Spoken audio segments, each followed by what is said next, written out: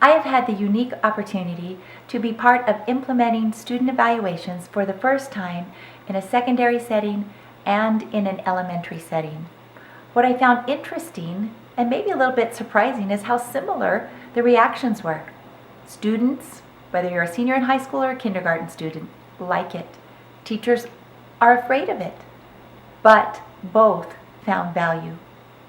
Here are some opinions from administrators and teachers and students about that process of asking the students what they think.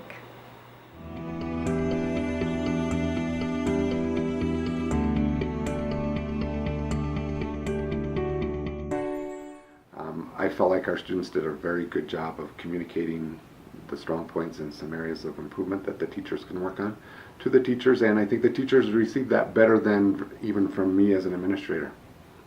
I think it's a good idea to ask the students, because usually when a principal comes in and evaluates them, the teacher's not teaching normal, and all the students know it, but the principal doesn't because they don't go in there all the time. As an educator, my job is to educate. My job is to teach kids, and so if the kids feel like I'm doing my job, then that should be part of the process. Not no offense, not some guy in a tie coming in saying I'm doing my job. I think it helps the student feel valued. I know I especially felt valued when they asked me my opinion, because it was like they were teaching us, you know what I mean, and they were trying to help us the most. So it was nice to be able to tell them things that they could work on, things that they were doing good, things that I liked in the class. So I think it was a great idea.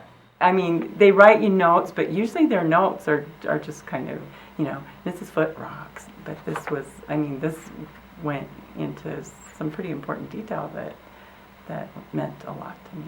One of the changes that we did do this year is I incorporated it into my athletics. So I had the students survey, or the survey done to the football team and the basketball team and the volleyball team, and then we would get that information through my athletic director, and he would share that with the coaches, and it really helped some of my coaches become better coaches in the middle of the year. So it was a good thing.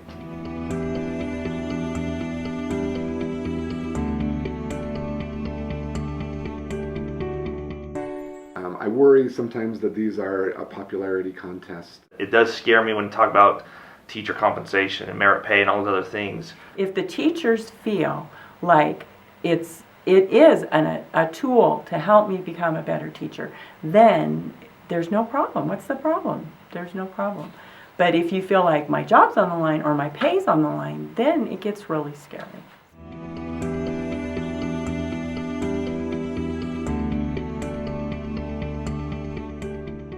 They can say how they feel about the teaching, how they feel if they are being taught effectively, or if they think their methods are ineffective or not. Oh, I feel like these are going to be a great asset to my goals that I have to set for every year. We have to set goals, and so this is going to be so great to help me set my goals for next year, and so I'm looking forward to that.